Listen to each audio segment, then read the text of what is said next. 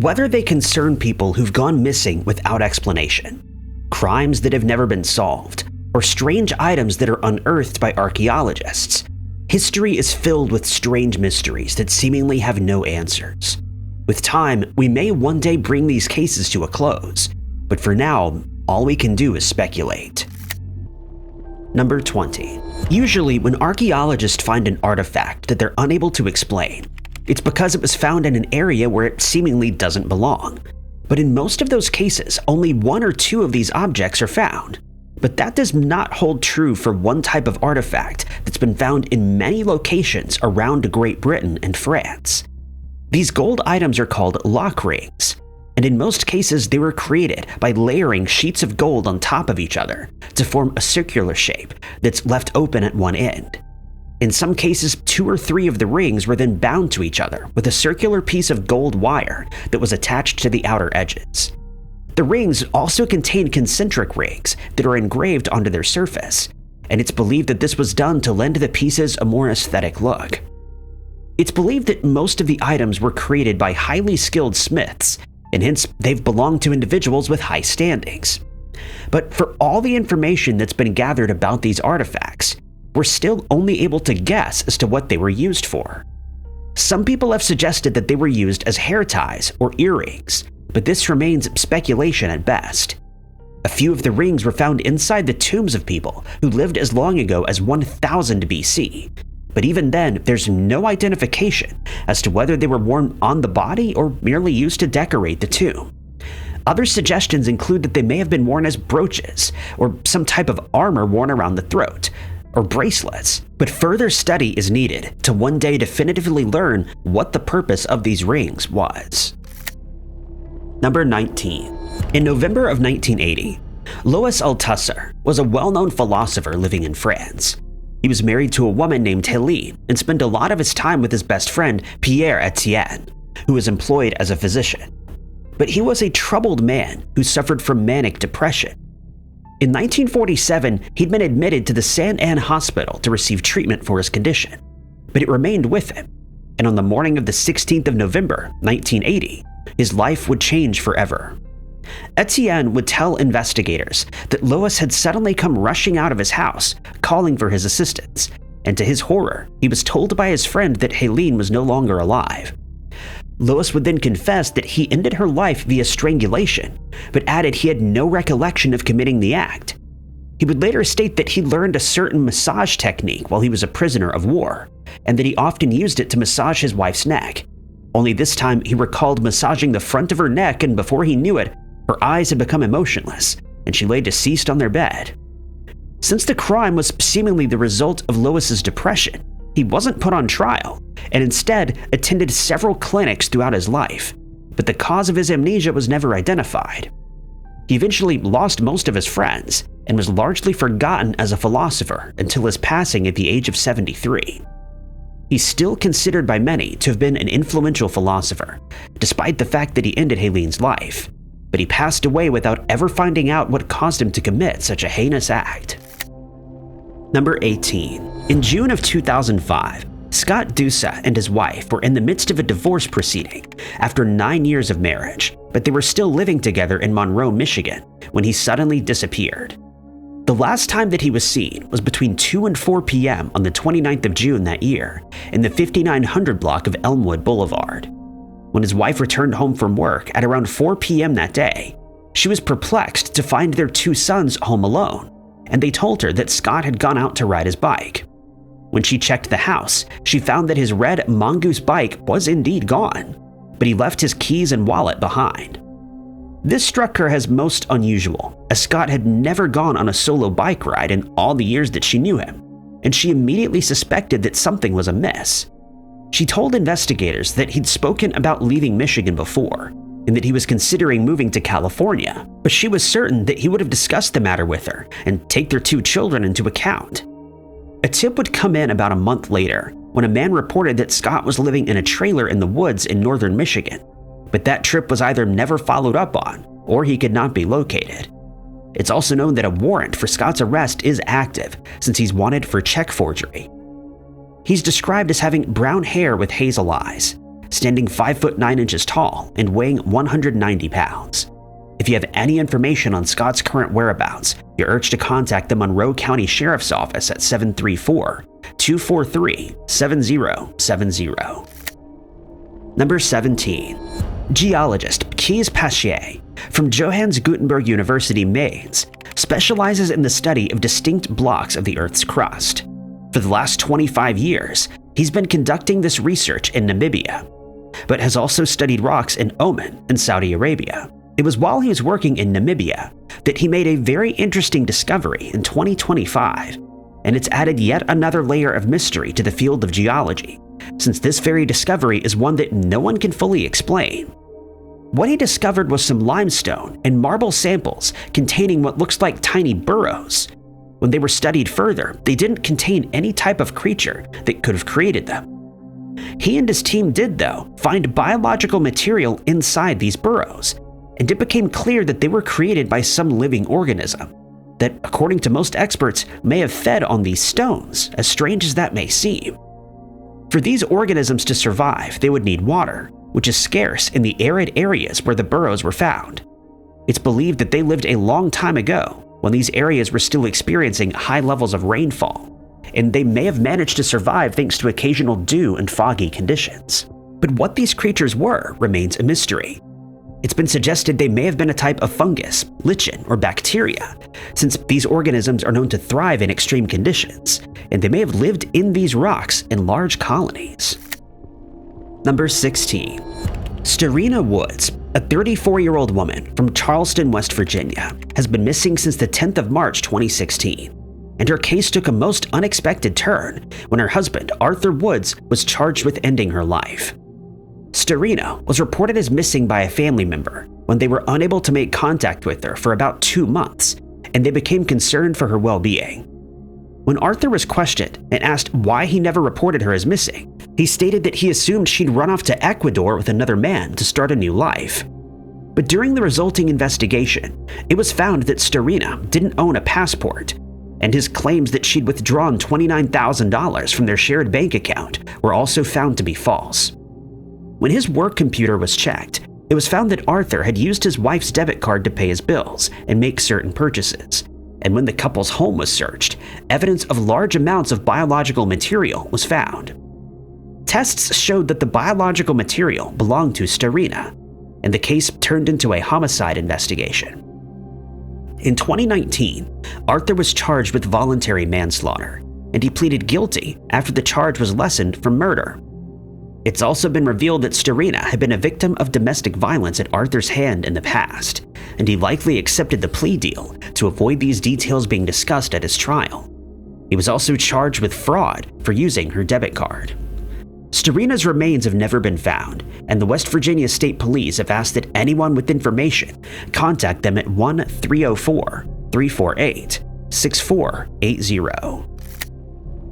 Number 15. The murder of 47-year-old Hector Girol has remained unsolved for 25 years, and in September of 2025, it was decided that his case would be reopened in hopes that his attacker would finally be identified and that justice would at last be served. Hector hailed from the town of Copperopolis in California, and at the time of the attack on the 9th of September 2000, he was being investigated by the police, and the authorities have stated that he would serve some jail time for making certain threats and using a telephone with the intent to annoy. That night, one of Hector's friends became concerned when he went for a shower in a nearby building, since he was living in a converted garage, which was located in the 2400 block of Mohawk Court in the Copper Cove subdivision, but he never returned.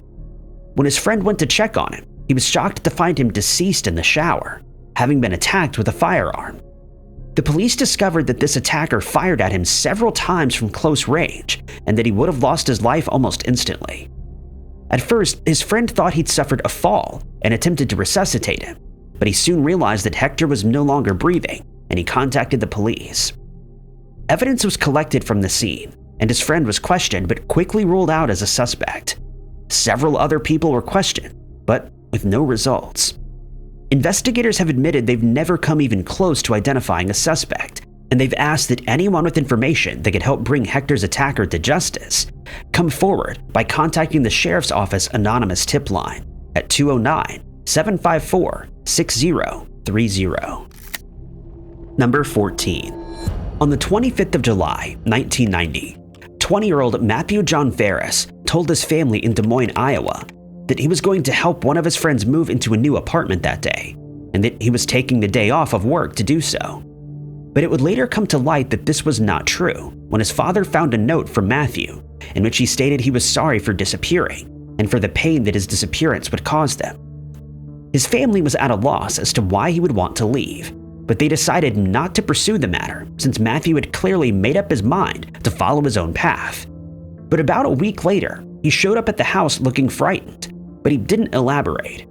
He then started studying at the University of Iowa and started receiving treatment for depression. He remained at his family's house until February of 1991, when he disappeared once again after stating he was on his way out to the cinema, and after he was reported missing, it was revealed that he'd been behaving erratically. It's believed that he drove to Custer State Park in South Dakota, since he was very interested in Native American folklore, but it's not been confirmed if this was indeed where he had ended up. The police believe he may have relocated to the West Coast, but have not stated what led them to this conclusion. Anyone who has seen him or knows where he can be found is asked to contact the Des Moines Police Department at 515-283-4800. Number 13. The case involving a South African woman named Elizabeth Klarer is a very strange one, as it involves claims of alien abduction and traveling to distant worlds in an extraterrestrial craft. In 1956, Elizabeth came forward to report that she'd been contacted by extraterrestrial beings since 1954, and that the first of these visits had taken place when she was just 7 years old, after she and her sister witnessed a silver disc-shaped craft flying over a field close to their house. She would see the same disc many more times in the years that followed, but the case became truly strange when she started claiming that she could telepathically communicate with one of the beings inside the craft, whose name was Akon. He revealed that he was from the planet Meton, which lies close to Alpha Centauri. On one occasion, she was invited into the craft and was then transported to a 5-mile-long craft that contained cities, trees, flowers, and a lake. There, she met several other humanoid beings who were extremely friendly and considerate. She and Akon then started a relationship, and before long she became pregnant with his child. She was taken to Meton, where she gave birth, but was forced to return to Earth when the planet's magnetic field started weakening her heart. She claimed that Akon and her child still visited her from time to time, and despite being ridiculed by those who refused to believe her, she hopes that Earth will one day be as peaceful and beautiful as Meton, where she experienced a life without a need for money, violence, war, or politics. Elizabeth passed away in 1994, and while she had many skeptics, there are also those who believed she experienced a true utopia that the rest of humanity may never be privy to. Number 12. On the 21st of May, 1971, married couple Sue and Claude Shelton had attended a get-together with a few of their friends, and when they got home to Gary's trailer park in Corbin, Kentucky, they told their 3 children that they were heading out to a King's truck stop for some food. They put the children to bed at around 2 a.m. and then left in their car, a white 1967 Ford Galaxy, taking around $600 that they'd saved up in a jar with them. One of their children would later tell investigators that they heard Claude asking Sue whether she wanted to wait for him at home, but she decided to join him, and the pair left together as planned. Since the truck stop was only about 5 miles from the trailer park, they should have been gone for only an hour or so, but they never returned to the house and were never seen or heard from again. By all accounts, it was not only strange for the couple to leave their children at home alone while they were out, but they would never have willingly abandoned them, and hence Claude and Sue's friends and family feel that they were victims of foul play. The next day, they were reported as missing, and the areas around the trailer park and the truck stop were searched thoroughly, but not a single clue was ever found. It should be noted that the area contains several large bodies of water, and hence it's been suggested that they may have accidentally ended up in a lake or a river from where they couldn't escape. Anyone who can aid the police in this case is asked to contact the Kentucky State Police at 606-878-6622. Number 11. According to her family, 22-year-old Margaret Keota was a kind and very level-headed woman who was kind to everyone she met. But on the 12th of March, 1954, she became the subject of a mystery that remains unsolved more than 70 years later. That night, Margaret and a group of her friends traveled to an area just outside of Phoenixville, Pennsylvania, where they attended a dance. They're believed to have arrived there at 8 p.m., but left at around 9:40 p.m. to go to a different dance at the Polish American Citizens Club. They remained at this venue until after midnight, and when they decided that it was time to leave, Margaret and a friend called Julia left together. Julia later stated that they walked together for about 30 minutes, after which they went their separate ways. But before they split up, Margaret said something truly strange. She told Julia that if she didn't see her the next morning, she should look for her at Burns Alley, which is located behind the family's house. At 12:45, residents in the area heard a woman screaming and a commotion in an alleyway, after which a man emerged carrying a woman down Lincoln Avenue. A man returned minutes later to retrieve something from the alley and then drove away. Margaret never made it home, and the search that followed would reveal a horrific crime. She'd been found deceased 3 days later in a cesspool in an outhouse behind a schoolhouse in Schuylkill Township. She'd been attacked with a blade, and many suspects were identified, but none were ever arrested. Number 10. The Wavertree bus incident is a strange case that took place in Liverpool, England in 1961, and no explanation has ever been found. It's not stated on what exact date the incident took place, but one day in October of that year, a 22-year-old bus driver was asked to fill in for one of his colleagues for unknown reasons. He was driving along Route 79 when he came across a sign that he'd never encountered on that route before.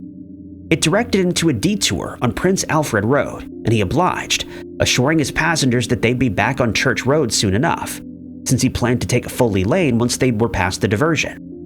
But before he could reach Foley Lane, the bus stalled, and 9 figures dressed in black robes approached. One of the figures got onto the bus, but the passengers would later recall that the door was never opened, and it was as if he had simply passed through them. He then told the passengers that they were under his power, and as he walked to the back of the bus, he could be heard saying, "Sleep, go to sleep." All of the passengers entered a trance-like state, but one girl managed to make it out, and she informed the police of what happened. When officers arrived, the figures were gone, and the passengers were all staring in front of them, still in a trance. The diversion sign was missing, but the bus started up again without any issue. And while some people believe this was a case of mass hysteria, no definitive explanation has ever been found, and the figures have never been identified. Number 9. 1976, George Nolan's marriage to her husband Denver was on the rocks, and she filed for a divorce. The couple had been living in Chicago, but she decided to move back to her hometown of Harlan in Kentucky for a fresh start. But Denver convinced her to meet with him, and the couple decided to try to save their marriage. Georgia packed her belongings once again, and the couple started driving back to Chicago, but that reconciliation didn't last long. During the drive back, they got into yet another argument, and Georgia got so angry at Denver that she demanded he stop the car so she could get out. By now, they were traveling along the Kentucky-Illinois border, and Denver obliged before driving away. This was the last time that she was ever seen. In the weeks that followed, investigators kept tabs on her social security number, but it's never been used since that day. Denver would change his version of events on several occasions, sometimes stating that Georgia got out of the vehicle near Indianapolis, and other times stating that it was actually between Indiana and Illinois. In 2001, he changed his story again, stating that he left her at a gas station in Indianapolis, where he phoned a female friend to get her. Many people believe that Denver and his sister ended George's life before disposing of her remains in a septic tank, but this has never been proven, and her case remains unsolved today, as it was half a century ago. Number 8.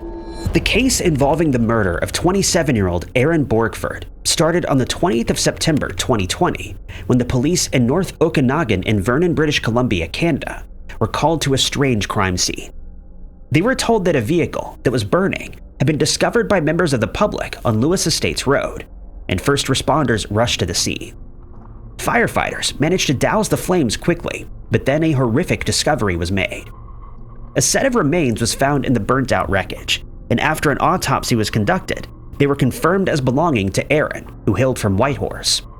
The resulting investigation was made all the more complicated by the fact that any evidence that may have been present was destroyed by the fire, and before long, Erin's case went cold. According to her family, she was driving to Whitehorse from Lower Mainland, but the circumstances surrounding her passing remain unknown. Investigators have stated that it's being investigated as a homicide, though, leading many people to believe that Erin was attacked by a hitchhiker or someone she knew. With no further leads found and no evidence to follow, the authorities have asked that anyone who had contact with Erin that day come forward, since they might unwittingly have information that could lead to her case being solved. None of her friends or family know why she traveled to North Okanagan that day, or whether she planned to meet up with anyone. Anyone with additional information on Erin's case is urged to contact the Southeast District Major Crime Unit info line at 1-877-987-8477. Number 7. 31-year-old Kenneth Saunders has been missing since the 5th of August 2015, and his family is desperate for answers as to what happened to him. At the time, he was in a relationship with a woman named Marlene. He was estranged from his wife, Sunny, but they were still known to be friends and kept in regular contact. Sunny would tell investigators that they last spoke in July of that year, and he seemed to be under a lot of stress, but he told her that he would eventually work through it. When Kenneth's father hadn't heard from him for 3 months, he contacted Marlene to ask if she had seen him, and she stated that he traveled to Jacksonville, Florida, where he was supposed to start a new job. It would then come to light that Kenny and Marlene's family did not get along. They'd fired at him with weapons, assaulted him, and on more than one occasion threatened to end his life, adding that if they were to do so, he would never be found. The couple's relationship had deteriorated, and Marlene threatened to keep their children from seeing Kenneth, but he refused to abandon them, which only further exacerbated the already volatile relationship with her family. After Kenneth was reported missing, flyers containing details of his disappearance were put up, but they would always be torn down soon after by persons unknown. Marlene moved to Florida and is said to have never even searched for Kenneth. If anyone knows what happened to him, you're asked to contact the Knox County Sheriff's Office at 606-546-3181. Number 6. In 1988, 18-year-old Inga Hauser traveled from her home country of Germany to Northern Ireland, where she was planning on going on a solo backpacking trip. It's known that she arrived in Harwich, England by ferry, after which she traveled to London, arriving there on the 31st of March. She then traveled to Oxford on the 4th of April, and her diary entry from that day revealed how excited she was to travel to Ireland the next day. She traveled to Inverness, Scotland by train, and then on to Ireland. But her diary also revealed that she was quickly running out of money. She sent postcards to her family, in which she stated she was having a great time and that the trip was going well.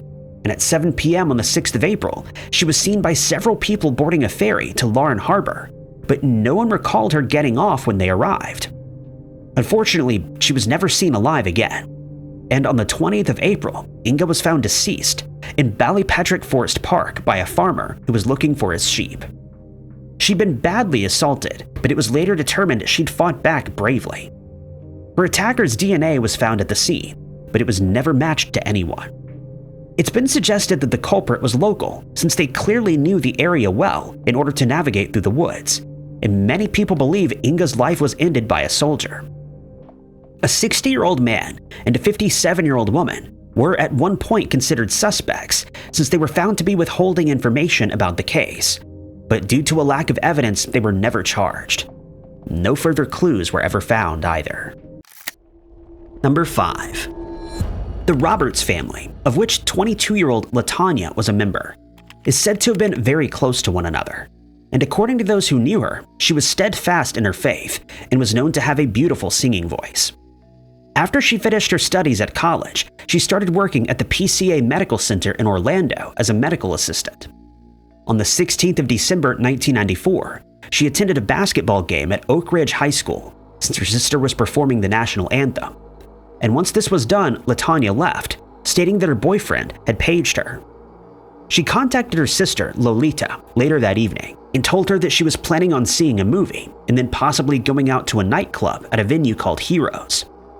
She asked her sister to join, but she decided to stay home instead. Lolita would later tell the police that she could hear Latonya's boyfriend in the background of the call, asking who she was talking to. The two sisters said goodnight, but Latonya was never seen or heard from again. She was reported as missing when she didn't return home that weekend, and her boyfriend would simply state that he didn't know where she was. Her car was found near the nightclub, and it was noted that it had a flat tire. It's believed that the car was driven there by someone else, since Latonya was 4'11" tall, but the driver's seat had been pushed back, and the cushion that she usually used while driving was found in the passenger seat. It would then come to light that her boyfriend had been abusing her, and on one occasion told her that if she ever upset him again, he would end her life. He since refused to cooperate in the investigation, and Latonya's case remains unsolved to this day. Number 4. Ballyboley Forest is located close to the village of Ballynear in Northern Ireland, and through the decades it's gained a reputation as an area to avoid, since many strange and unexplained events have taken place there. The forest is believed to be an ancient one, since it contains remnants of megaliths, cairns, standing stones, and other Celtic and pre-Celtic features. Some people speculate that the forest is cursed thanks to ancient practices, such as sacrifices that were carried out in the woods a long time ago. Several people have reported encountering a strange mist on clear days, and that they could hear the voices of people speaking around them, but search as they may, they could never find the source. Others state that as soon as they walked into the forest, they're overwhelmed by a feeling of vulnerability, which is often followed by a sudden, sharp drop in temperature. During the 1990s, 2 men entered the forest for a walk, and before long they started hearing the sound of footsteps. They couldn't see anyone else nearby, but when they looked ahead, they noticed 4 figures dressed in ancient clothing standing on the path in front of them. They decided to flee, but the figures gave chase, and just as they were about to clear the forest's edge, the figures vanished as if into thin air. Locals tell tales of people who ventured into Ballyboley Forest never to be seen again, and others report feeling as though the forest belonged to a different timeline and that they were not welcomed. Number 3. In October of 1965, 25-year-old Mary Little was living in Decatur, Atlanta, Georgia, and she was employed as a secretary at the Citizen and Southern National Bank. She'd gotten married to a man named Roy on the Labor Day weekend of that year, and on the 14th of October, she worked her shift as per normal. That afternoon, she met up with one of her coworkers at Lenox Square, and they went shopping for supplies since Roy had been out of town, but was expected to return the following day, and she was planning a welcome home party for him. She and her coworker had dinner together after finishing their shopping, and at around 8 p.m. they went their separate ways.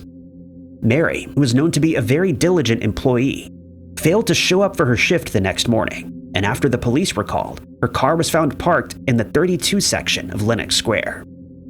When it was searched, traces of biological material were found along with an unknown red dust.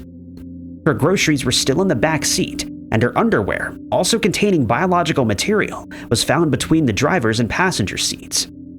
Security guards would report that her car was not there during their morning rounds, and it was determined it had been driven 40 miles without explanation.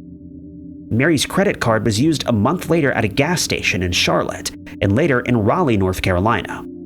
When the receipts were checked, the signatures were found to be an exact match for Mary's.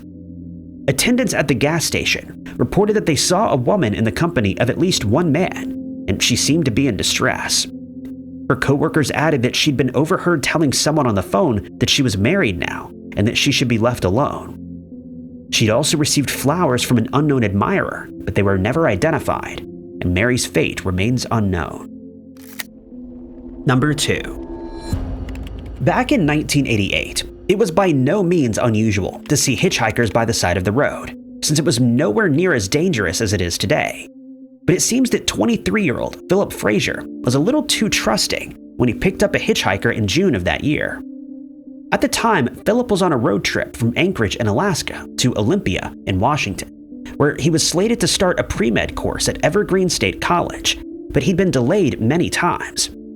He'd experienced some car trouble and was delayed at the border, which set him back about 2 days. He eventually made it to the 40 Mile Flats Cafe in Canada, where witnesses saw a hitchhiker being dropped off. He had a meal at the cafe, and it was reported that he paid for his food with Canadian money.